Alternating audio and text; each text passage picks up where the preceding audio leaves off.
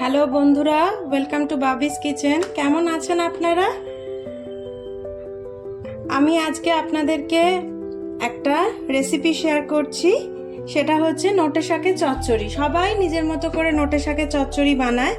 আমি কিভাবে বানাই সেটাই আপনাদের সাথে শেয়ার করব।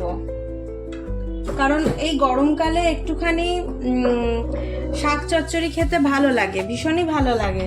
সেটা আমি কিভাবে বানাচ্ছি সেটাই আপনাদের সাথে শেয়ার করব। এরকম নয় যে এই রান্নাটা কেউ জানে না, কিন্তু যারা হয়তো নতুন রান্না বান্না শিখছে তারা তো সবটাই নতুন, তারা অন্তত আমার এই রেসিপিটা দেখে শিখে করতে পারবে। তো চলুন বন্ধুরা, আমি কড়াইটা গ্যাসে বসিয়ে তেল খানিকটা দিয়ে দিয়েছি। দিয়ে এর মধ্যে তেলটা গরম হলে একটা শুকনো লঙ্কা চিড়ে দিয়ে দেবো, আর একটুখানি 5 ফোড়ন দিয়ে দেবো।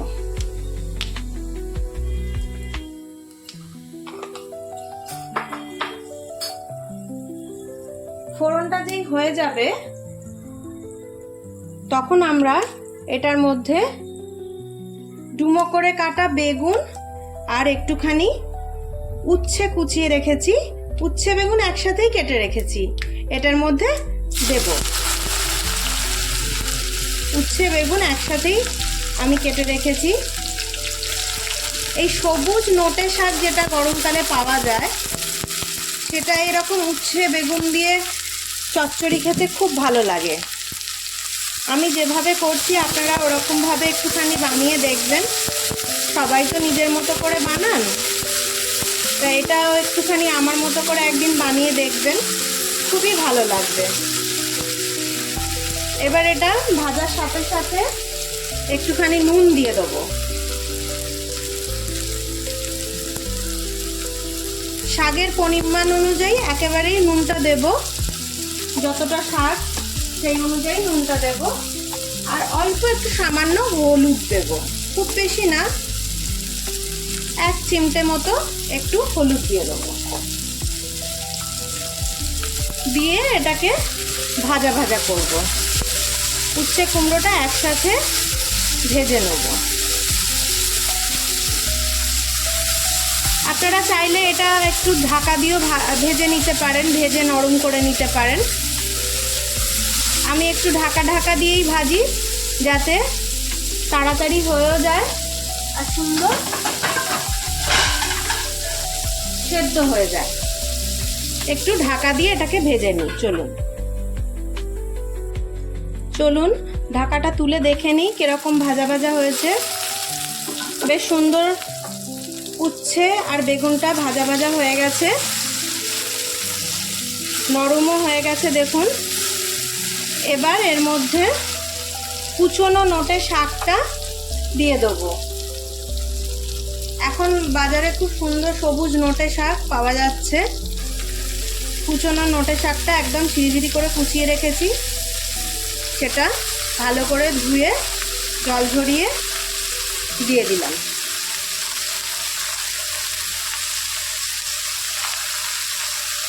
এবার এর মধ্যে 2খানা কাঁচা লঙ্কা ছিঁড়ে দেবো। একটা শুকনো লঙ্কা ফোড়ন দিয়েছিলাম, আর 2টো কাঁচা লঙ্কা এর মধ্যে চিড়ে দিয়ে দেবো।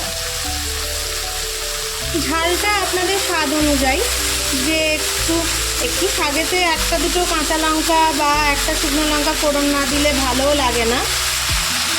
এবার এই নোটে শাকটা এর সাথে ভালো করে মিশিয়ে নেব। যেহেতু নুন দেওয়া আছে সেই জন্য নোটে শাকটা এর সাথে ভাজা ভাজা করলেই নরমও হয়ে যাবে আর জলও ছাড়বে।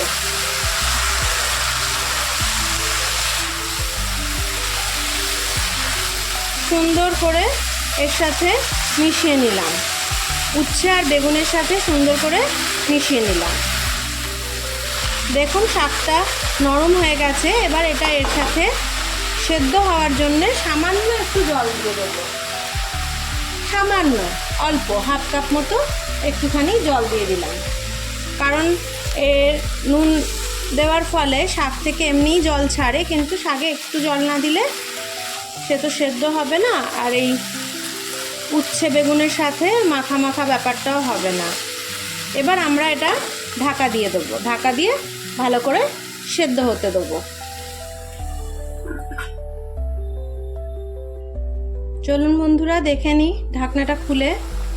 দেখুন কি সুন্দর শাকটা মজে গেছে, জলটাও মরে এসছে, একদম মাখা মাখা হয়ে গেছে। এই সময় একটুখানি সামান্য, একটা তো শাকে কষ ভাব থাকে, সেজন্য সামান্য একটুখানি হাফ চামচ মতো চিনি দিয়ে দেবো। চিনি দিয়ে এটাকে নাড়াচাড়া করে নেব, আর একটুখানি জলটা শুকনো শুকনো করে নেব। জলটা মরেই গেছে, কিন্তু আরেকটু এই চিনিটা দেওয়ার পরে নাড়াচাড়া করে নেব। আপনারা এরকমভাবে নোটে শাকের চচ্চড়ি বানাবেন, বানিয়ে খাবেন, আমাকে জানাবেন আমার রেসিপিটা কেমন লাগলো। সবাই তো সবার মতো করে বানায়, আমার মতো করে একদিন বানিয়ে খাবেন আপনারা, খেয়ে আমাকে জানাবেন।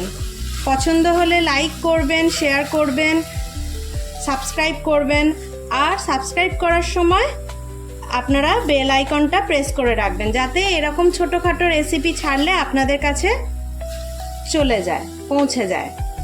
তাহলে বন্ধুরা নোটে শাকের চচ্চড়িটা একদম রেডি। এটা আপনারা গরম ভাতের সাথে খাবেন, পরিবেশন করবেন।